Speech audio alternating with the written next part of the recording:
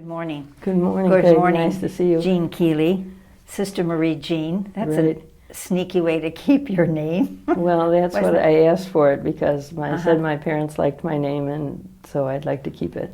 But there was Jean Mary, Mary Jean, and Jean Marie, so Marie Jean was the only one left. Well, that's great. Yes. Yeah, that's good. So when people watch this, it's going to be on the congregation website, and also you're going to be exposed to the world through YouTube. And so we like to keep saying the two names in case some of your students or happen to be watching.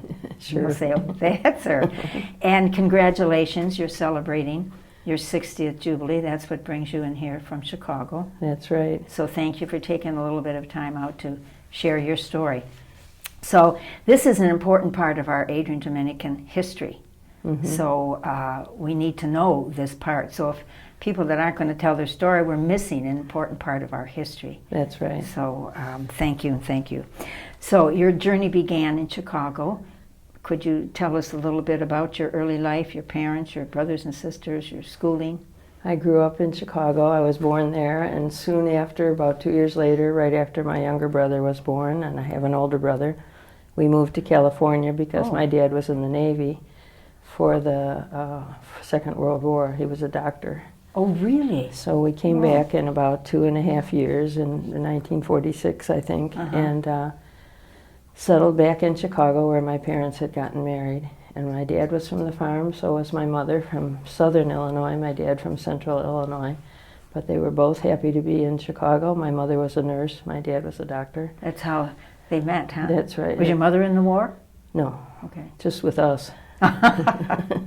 Living in Coronado, which was wonderful. And they always remembered living in California, how fun that was. Coronado, California. Right, Okay. off of San Diego. Okay. You know. I'm not familiar with Anyway, that we area. came back to Chicago, lived in St. Felicitas Parish on the southeast side, and then I went to Aquinas, where I met the Adrian Dominicans. An Aquanite, okay. And I worked at Mercy Hospital as a nurse aide. I was going to be a nurse, then I was going to be a doctor, and then I decided to be a sister. You could have been all those others too, though. Well, here I am those others. So I became, after I studied, I taught for 11 years in Ohio, and then went to grad school to become a doctor. And by the time I had a chance to go, the community said, well, yes, indeed we do need doctors. But by then I was more interested in how people were living than in their health, their physical health, so I decided to go into psychology.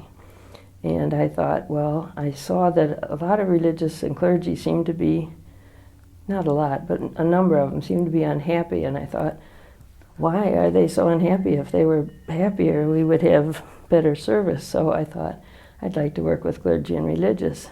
And I got accepted into grad school after a year of undergrad work, extra work in Iowa. And I lived with Sister Jean Michael there. She said, come out here when I didn't get into grad school the first round. And she said, you can get the background you need. And then I went to Loyola. And I met a sister whose name escapes me now, but she was a clinical psychologist from Terre Haute, Indiana. And she was giving a speech in Adrian. Not one of us. Not an Adrian. No, Okay. a Providence sister. And Doherty. And I said, I'm going to start at Loyola, and I want to work with clergy and religious. She said, oh, don't do that. And I'm like, what do you mean, don't do that? And she said, well, you might start to think it's because they're in religious life that's why they're having problems, instead of that they're just people. So that was one of those light bulb moments. It was very good. So I worked with kids and families, parents, couples, and many, many women. And I think in my practice, I worked with Jim Zullo and a wonderful group of people in Chicago in the western suburbs called Christian Brothers Counseling, and I worked a lot with women getting their voice, being able to speak up for themselves, and I think that was the gift of my practice, was to be able to help people to do that.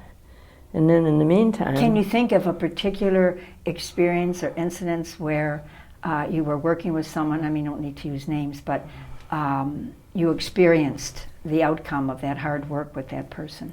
Well, many of the people that I worked with began to speak up for themselves Wonderful. in their marriages, in their families, with their children. Some in their working in schools, some in religious life, some were in leadership, and they just felt better about themselves, and then they were, I think, better functioning ministers for the work that they were doing. And I used to say to people, "This is the hardest work you'll ever do, is therapy." And they're like, "What do you mean?" And I said, "Well, just let's get into it and see." So it was very rewarding to be able to help people. To go back to your mom and dad, now, your dad knew you were interested in becoming a doctor. Did he know how, was he still alive when you took out with the Sure. psychology, and how was he? And I felt like I became a real psychologist when one of his colleagues started referring people to me. Oh, very So good. that was like, okay. Good compliment. Yeah. Yeah, so Uh-huh. as we were living, When he served in the war, where did he serve? he served in New Guinea.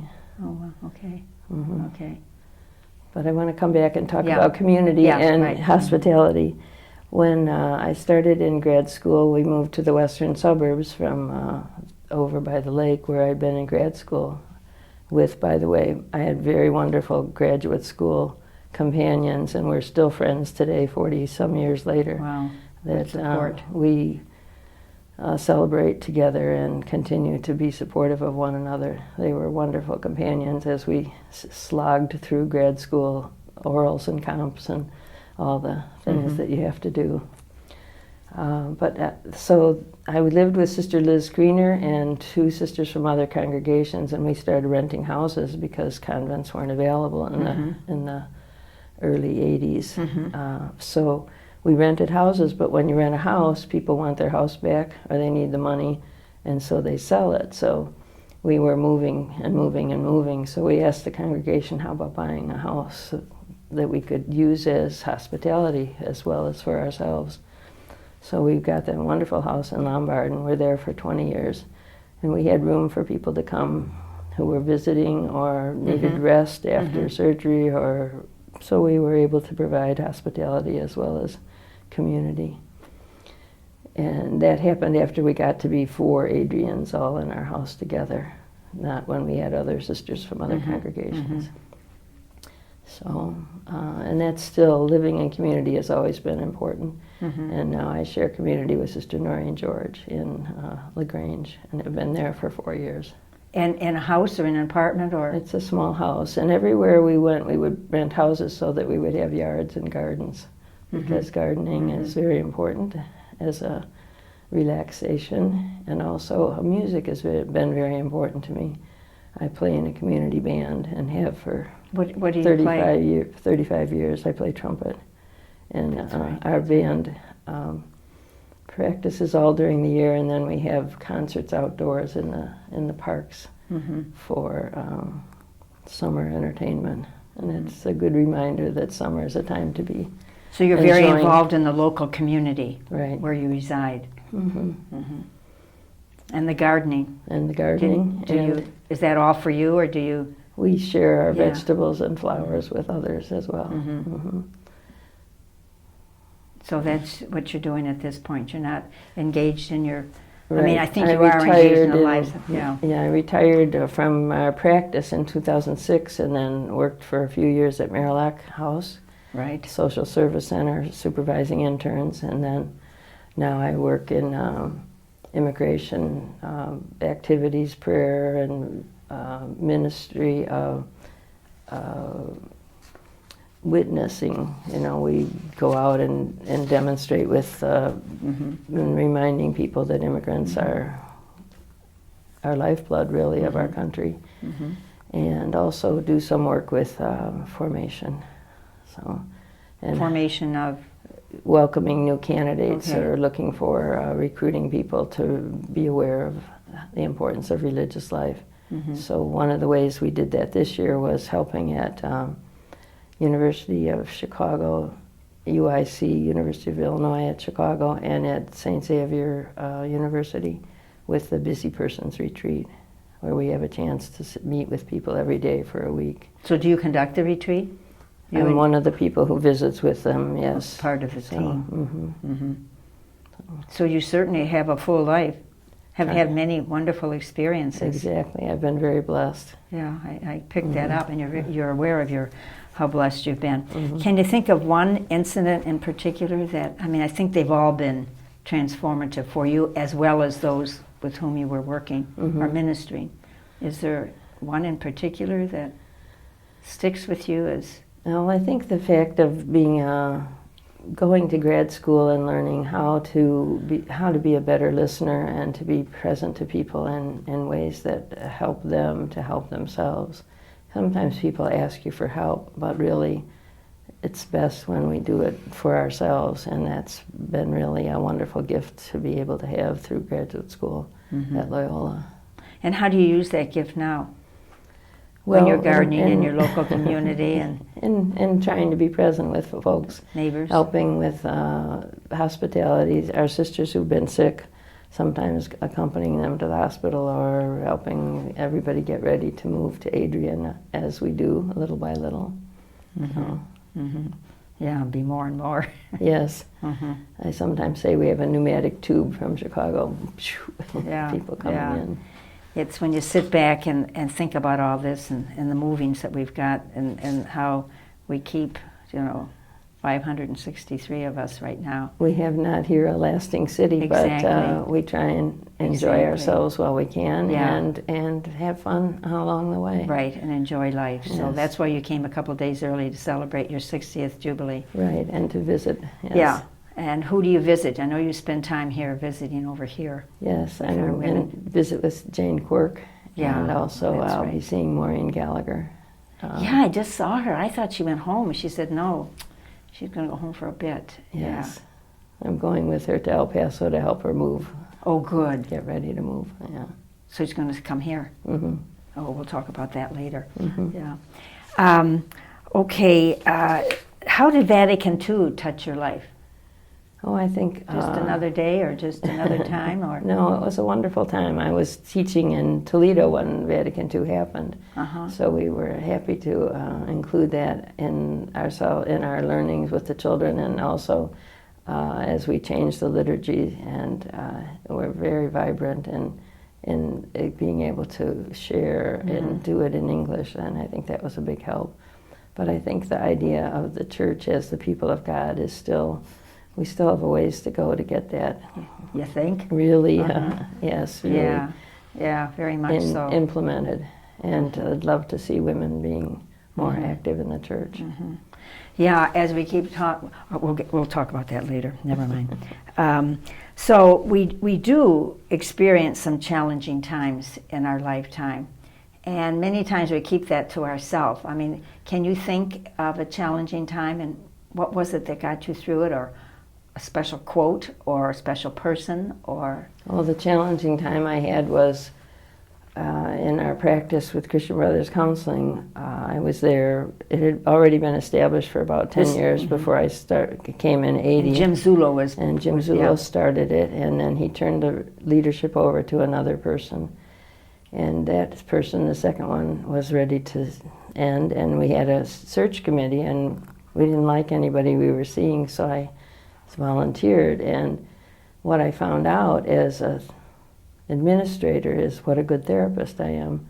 So that isn't really my gift to be an administrator. So it was a very tough time because it was sad and difficult to close the practice and then to go on and continue to be in practice but not in that particular group. So that was one of the tough times. But how wonderful to become aware of that you know where you belong and you know where you don't belong, and to speak up. Well, you've been telling people to speak up and to articulate, what you're feeling, irregardless of how others might say. We need it.